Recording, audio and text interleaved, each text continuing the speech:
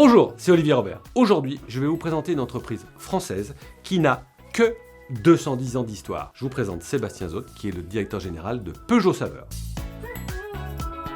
Je suis un Parisien exilé en Franche-Comté, parce que Peugeot est en Franche-Comté. Je suis un ex-Le Creuset pour les grosses cocottes en fonte, Brita, la filtration de l'eau, et maintenant de magnifiques moulins en bois.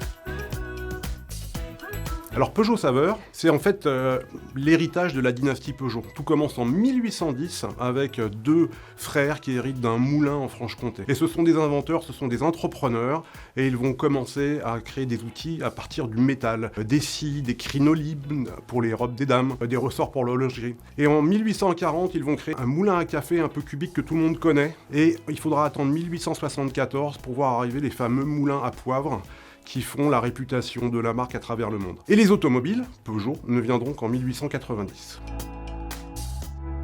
Peugeot Saveur, c'est une PME qui est au sud de Besançon, dans laquelle on produit des moulins à poivre. On maîtrise les métiers du bois, on est peut-être la plus grande tournerie d'Europe, et on fabrique aussi nos mécanismes de toutes pièces, et ce qui fait aussi l'authenticité et le made in France de nos produits qui sont connus dans le monde entier. Et cette société, elle a comme actionnaire toujours la famille Peugeot, qui accorde beaucoup d'importance à la gestion de sa marque, de son nom, parce que la famille Peugeot, elle a beaucoup existé dans le monde de la maison dans le passé, plus dans l'automobile aujourd'hui, évidemment. Moi je suis carrément un sacré français. Plus je voyage et plus je suis un franchouillard, plus j'aime ce pays. Il est incroyable. 1000 km de haut, 1000 km de large, mais qu'est-ce qu'on a là-dedans? Des paysages incroyables. Alors moi qui aime bien manger, qui aime bien boire, je suis servi. On aime rire. Ok, on râle peut-être un petit peu, mais ça fait partie de notre culture. Mais quel pays extraordinaire. On a une chance fabuleuse d'être ici et j'adore être un Français.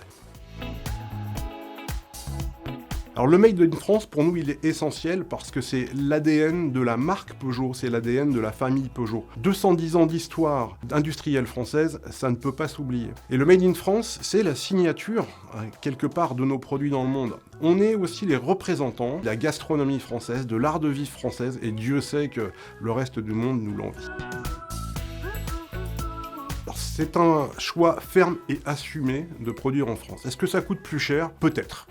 Mais qu'est-ce que cher par rapport à la qualité d'un produit? On peut toujours faire beaucoup moins cher à l'autre bout du monde, mais qu'est-ce qu'on obtient pour ce coût-là? En fait, je pense qu'on produit un très bon coût de revient par rapport à un produit qui va traverser les années et qui se veut d'abord garanti à vie et qui va accompagner ses utilisateurs jusqu'au bout. Est-ce qu'un produit français est plus cher? Je pense que si on fait des moulins à poivre, peut-être qu'on est trop cher. Mais nous, on fait des moulins à poivre Peugeot. On les fait avec des gens qui travaillent toute la journée, qui sont des artisans, des passionnés de leur métier, qui tournent le bois, qui travaillent chaque pièce de métal, qui apportent une âme au produit, et une âme qui est l'héritage de quoi? D'un savoir-faire qui a 210 ans. Combien ça coûte, ça, un savoir-faire de 210 ans? Alors les deux jouent.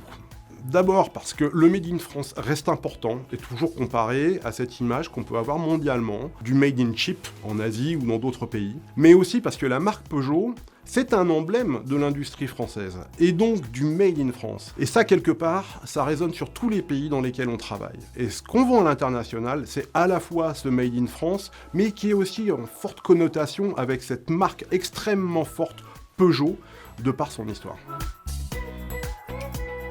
Alors pour moi, le Made in France, il s'exprime vraiment quand on a des belles sociétés qui ont un savoir-faire. Parce qu'elles vont arriver à vendre, comme je le disais tout à l'heure, non pas un produit, mais quelque chose qui dépasse le produit, un état d'âme, une culture, une philosophie, une façon de vivre. Et je pense qu'en France, on a cette espèce de caractéristique très spéciale d'être français, et on arrive à la communiquer et à valoriser ces choses-là. Et on voit de plus en plus de très belles sociétés qui sont peut-être un peu plus artisanales, un peu plus légèrement industrielles, pas de très très grands groupes, mais qui arrivent à se défendre magnifiquement dans le monde. Et ce Made in France, pour moi, c'est la signature de toutes ces marques. Alors je pense qu'on arrive à le valoriser, mais tout dépend des secteurs. Il y a des secteurs dans lesquels on est extrêmement légitime. pour valoriser finalement notre puissance française. Et on pense toujours au luxe, on pense toujours au domaine de la gastronomie, du savoir-vivre et de la mode qui font notre réputation partout autour de la planète. Il y a des secteurs dans lesquels on doit progresser. Mais je trouve qu'on progresse beaucoup, et puis étant Peugeot, je parle de Peugeot, et quand on regarde les voitures qui sortent aujourd'hui de Peugeot, je trouve qu'elles font concurrence égale avec les plus belles allemandes. Et d'ailleurs, je pense que ça se voit puisqu'ils prennent des parts de marché. Et moi qui reviens d'Allemagne, l'autre jour, j'en ai vu pas mal des Peugeot. Ce serait maintenant que les jeunes ont bu le tout venant, on va se risquer sur le bizarre.